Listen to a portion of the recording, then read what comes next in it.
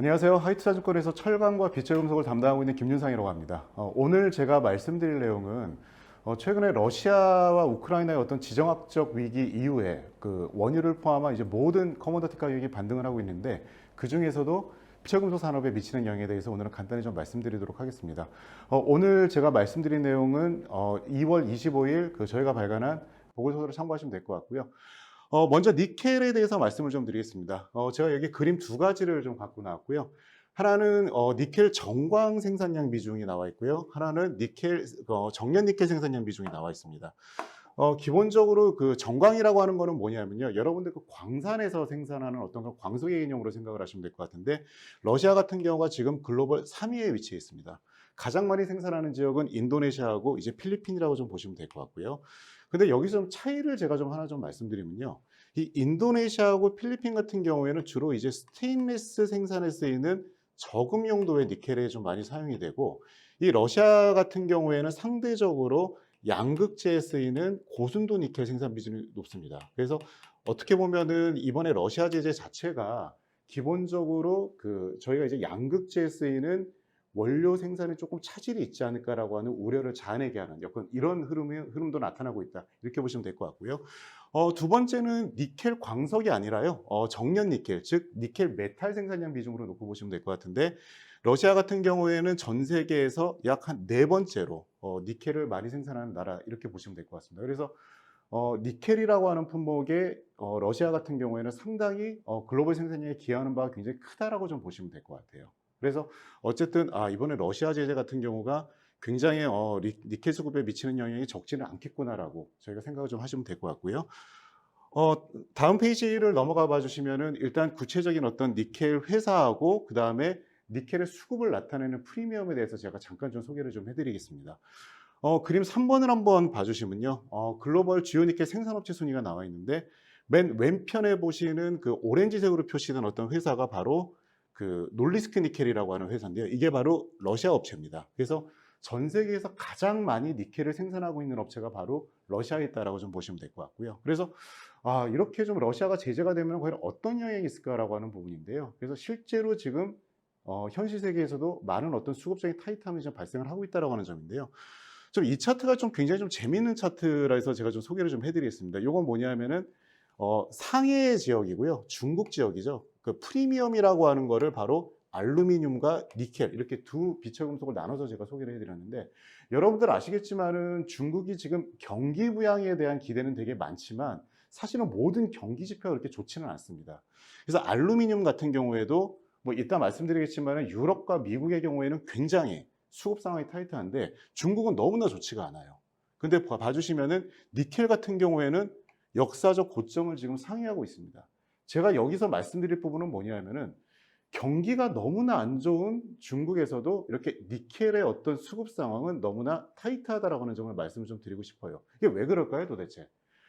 여러 가지 이유가 있겠습니다만은 저는 여기서 니켈이라고 하는 게 바로 이제 2차 전지의 소재로 쓰인다라고 하는 점이 바로 좀 핵심적인 이유가 아닌가라고 하는 점을 말씀을 조금 드리고 싶습니다. 그래서 여러분들이 이제 니켈이라고 하는 품목을 보실 때 지금 제재 때문에 가격이 급등을 했습니다. 근데 이게 어떤 이벤트 때문에 급등을 했는데, 제재가 만약 끝나게 되면 당연히 가격은 하락을 할 수밖에 없겠죠. 그런데 이게 추세적으로 꺾일지 아니면은 중장기적으로 우상향으로 갈지는 결국 이제 이 비철금속을 둘러싼 펀더멘털이 되게 중요한데, 니켈이라고 하는 소재는 향후에 어떤 2차 전지의 소재로 쓰인다는 측면에서 매우 견고한 펀더멘털을 가지고 있다고 하는 점에 말씀을 좀 드리고 싶습니다. 그래서 약간의 출렁임을 있을지언정 중장기적인 어떤 펀더멘털은 너무나 견고하다라고 하는 점을 말씀을 좀 드리고 싶고요. 그 다음에 다음 페이지로 넘어가면은 여전히 그 니켈의 타이트한 수급 상황이 지금 나타나 있는데요. 그 그림 5번을 봐주시면은 그 니켈 현물 가격과 선물 가격을 뺀 어떤 그런 스프레드 추이를 제가 그렸는데, 너무나 지금 그 현재 상황이 수급이 타이트하기 때문에 선물 가격보다 현물 가격이 높은 이런 패거데이션 상황이 지금도 지속이 되고 있다는 점을 말씀을 드리고 싶고요. 이렇다 보면은 당연히 재고도 너무 타이트하겠죠. 그래서 바로 오른편의 그림 6번에는 LME의 어떤 재고 상황을 제가 표시를 좀 해놨습니다. 그래서 이 LME의 재고 상황을 보시면은 거의 지금 뭐 최근에 굉장히 좀 급락한 어떤 흐름들이 좀 나타나 있고요. 오른편에 보시는 것처럼 이제 황산 니켈 가격 추이를 제가 표시를 했는데, 결국 이제 황산 니켈의 형태로 이게 양극재에 들어가는데요. 저는 이 어떤 재료를 가지고 고려엔이라고 하는 종목에 대해서 간단히 좀 말씀을 좀 드리면, 고려아연의 어떤 지분 투자 회사죠. 저희 캠코라고 하는 회사가 바로 이 황산니켈을 좀 생산을 하고 있습니다. 그래서 이 황산니켈 같은 경우는 계속적으로 이제 수요가 많기 때문에 고려아연도 지금 때에 맞춰서 계속적으로 증설을 지금 하고 있는 중이라고 보시면 될 것 같고요. 제가 2월 초에 저희 하우스에서 이제 고려아연 보고서를 내면서 몇 가지 투자 포인트를 제시를 해드린 게 있어요. 그 중에서 하나가 뭐냐면은 고려아연의 경우에는 기존의 사업군 외에도 동박, 그 다음에 지금 말씀드린 황산니켈과 같은 2차 전지 소재와 관련된 소재에 대한 투자를 계속적으로 올리고 있다라고 하는 점이 바로 고려아연에 저희가 주목할 만한 포인트다, 이렇게 보시면 될 것 같습니다. 다음으로 넘어가서는 이제 알루미늄에 대한 말씀을 조금 드리겠습니다. 사실은 이 알루미늄이 어떻게 보면 가장 좀 뜨거운 품목이고, 저희 하우스에서는 이제 알코아라고 하는 어떤 미국 종목으로 여러 번 좀 말씀을 좀 드렸는데요. 알루미늄의 대략적인 어떤 글로벌 생산 어떤 현황부터 좀 같이 살펴보시죠. 왼편에 보시는 게 이제 보크사이트 생산량입니다. 결국 이거는 알루미늄을 만들기 위한 광석의 개념으로 좀 생각을 하시면 될 것 같고요. 러시아의 비중은 생각보다는 크진 않습니다. 그런데 알루미늄 메탈로 오게 되면 상황이 조금 달라지죠. 러시아는 단번에 글로벌 이제 3위로 올라옵니다. 자체적인 어떤 보크사이트 광산은 그렇게 많지는 않지만 외부에서 알루미나나 이런 것들을 수입을 해가지고 이제 그만큼 많이 러시아가 메탈은 많이 생산하고 있다, 이렇게 보시면 될 것 같아요. 그래서 근본 제재 국면에서 알루미늄 가격이 폭등하고 있는 어떤 이런 상황들 자체도 저희가 당연히 이런 러시아의 높은 비중을 저희가 짐작을 할 수가 있겠고요. 바로 다음 비중을 보시면 이제 구체적인 생산 현황과 그 다음에 이제 추가적인 알루미늄 포인트에 대해서 관련 나오는데요. 아까 니켈에서도 보셨지만은 주요 알루미늄 생산업체 기업별로 제가 정리를 해놓은 부분이 바로 왼편에 지금 나와 있는데요. 왼편에 보시는 것처럼 여기 오렌지색으로 지금 루살이라고 하는 업체가 있습니다. 사실은 이 기업은 저희가 2018년도 트럼프 정부의 어떤 러시아 제재 때도 많이 좀 언급이 됐던 회사예요, 사실은. 그래서 어떻게 보면은 글로벌 3위 업체가 지금 러시아에 지금 있다라 좀 보시면 될 것 같고요. 그래서 상당히 지금 알루미늄 인더스트리에서도 러시아 쪽 영향력이 크다라고 하는 정말 말씀을 좀 드리고 싶습니다. 근데 사실은 이런 어떤 러시아 쪽에서의 어떤 공급 차질이 매우 중요한 부분이 합니다만, 더 무서운 거는 바로 이면에 있다고 보고 있습니다. 그 얘기는 바로 뭐냐면 바로 이제 에너지와 관련된 이슈인데요. 알루미늄하고 제가 좀 말씀드리고 싶은 부분은 아연이라고 하는 품목이요. 이거는 에너지를 굉장히 많이 쓰는 어떤 비초금속이라고 좀 보시면 될 것 같아요.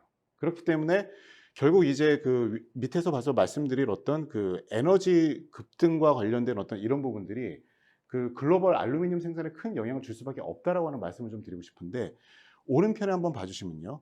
지금 러시아발 어떤 제재 자체가 지금 천연가스나 이런 거에 어떤 공급 차질로 지금 연결이 되면서 유럽의 지금 천연가스 가격이라든가 지금 전력비가 매우 급등을 했습니다.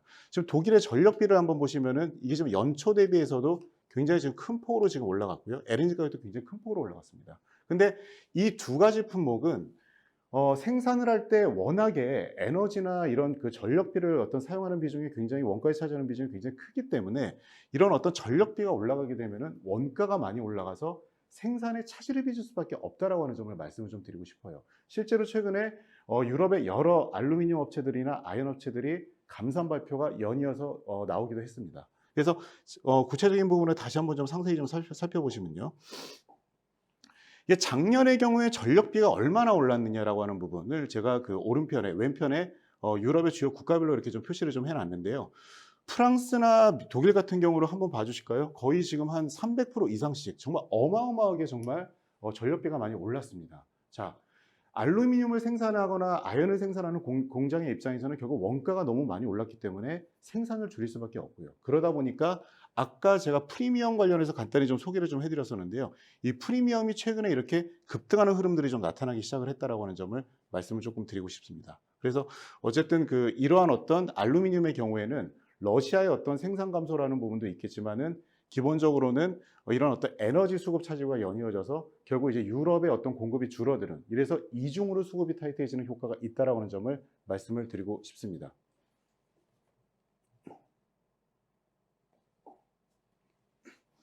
뭐 이 부분은 너무나 당연한 내용이고요. 결국 이런 수급 상황이 지속이 되다 보니까 미국이나 유럽의 어떤 알루미늄 재고는 너무나 지금 역사적으로 타이트한 상황이다라고 좀 보시면 될 것 같고요.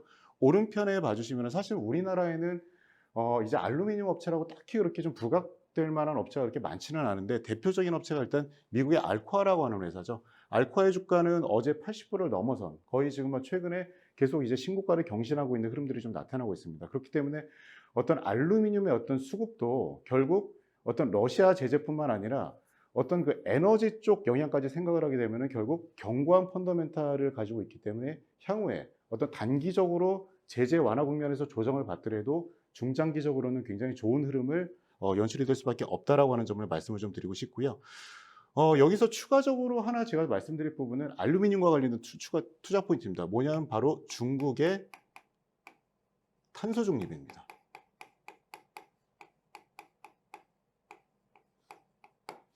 그 알루미늄이라고 하는 품목은 에너지를 굉장히 많이 쓰는데, 중국에서는 대부분 이거를 석탄에 의존을 하고 있는 어떤 그런 상황이기 때문에 결국 이 탄소 중립 국면에서는 중국의 알루미늄 생산량 감축까지 동반될 수밖에 없다라고 하는 점을 말씀을 드리고 싶습니다. 그래서 알루미늄과 관련된 펀더멘털도 너무나 좋다라고 하는 점을 말씀을 좀 드리고 싶고요. 마지막으로 이제 아연하고 이제 구리와 관련된 얘기를 간단히 좀 말씀을 좀 드리겠습니다. 뭐 다들 아시겠지만 아연은 바로 고려아연의 핵심적인 주력 생산 품목이기도 한데요. 사실 러시아 같은 경우에는 글로벌 아연 생산량에서 차지하는 비중은 그렇게 크지는 않습니다. 대략 한 1, 2% 정도밖에 안 돼서 니켈이나 알루미늄 대비 이 제재의 영향은 크지 않지만, 아까 제가 말씀드렸던 그 알루미늄과 동일하게 바로 일단 에너지라고 하는 측면에서요, 에너지를 굉장히 많이 쓰는 어떤 그런 품목이기 때문에 기본적으로 유럽을 기점으로 공급 차질이 한 번 더 연출이 될 가능성이 있다라고 하는 점. 그래서 뭐 어제도 아연 가격이 거의 4,000불 정도까지 올라간 부분이 바로 이런 에너지 수급과 관련된 감산 우려들을 지금 나타내고 있다라고 그렇게 생각을 하고 있습니다. 그 다음에 오른편에 있는 이제 구리의 생산량이 나와 있는데, 사실은 저희가 그 구리라고 하는 품목은 경기가 회복되면은 가장 가파르게 오를 만한 어떤 그런 품목이라고 얘기를 하는데, 최근에 비철금속 가격이 이제 급등했던 여러 요인들, 즉 공급 차질이라든가 에너지 이슈에서는 조금 동떨어져 있습니다. 그렇기 때문에 최근에 어떤 그 가격 상승폭이 타 비철금속 대비는 그렇게 크지는 않습니다만, 글로벌 어떤 그 구리 생산량의 국가별 비중을 보시면 러시아 자체가 굉장히 그 많은 포션을 차지하고 있기 때문에 근본 제재 국면에서는 어느 정도 상승 여력이 있다, 이렇게 좀 보고 있습니다. 그래서 간단하게 지금 그 니켈, 알루미늄, 아연, 구리와 관련된 수급 상황을 좀 말씀을 좀 드렸고요. 여기가 이제 그 저희 회사가 커버하고 있는 이제 고려하고 이제 해당되는 부분이 약간은 두 가지 정도 좀 겹치는 것 같아요. 일단은 좀 전에 말씀드렸던 주력 품목인 어떤 그 아연의 어떤 수급 상황이 어떤 에너지 이슈 때문에 너무나 좋다라고 하는 게 바로 이제 첫 번째 투자 포인트였던 것 같고요. 그 다음에 이제 그 두 번째는 아까 니켈이라고 하는 부분에 있어서 저희가 좀 말씀드렸던 부분인데, 어떤 고려아연이 지금 계속적으로 투자하고 있는 어떤 2차 전지 소재와 관련된 부분들, 이런 부분들이 결국 이제 펀더멘탈이 워낙에 견조한 어떤 이런 흐름들에 따라서 가격 자체가 굉장히 좀 좋다. 그래서 2차 전지와 관련된 어떤 성장 투자도 굉장히 좀 긍정적인 평가를 받을 수 있다는 점을 두 번째 포인트로 좀 말씀을 좀 드리고 싶습니다. 그 다음에 마지막으로 보고서에서도 언급을 해드렸겠지만 마지막 포인트는요, 너무나 지금 세상이 불안전하기 때문에 어떤 안전자산으로서의 성격도 고려하는 있다. 그런데 이런 부분들이 어떻게 보면 굉장히 좀 긍정적으로 평가받을 만하다라고 하는 점을 마지막 세 번째 포인트로 말씀을 드리겠습니다. 네. 오늘 제가 준비한 자료는 다 말씀을 드렸고요. 다음에 또 좋은 어떤 이슈로 찾아뵙도록 하겠습니다. 감사합니다.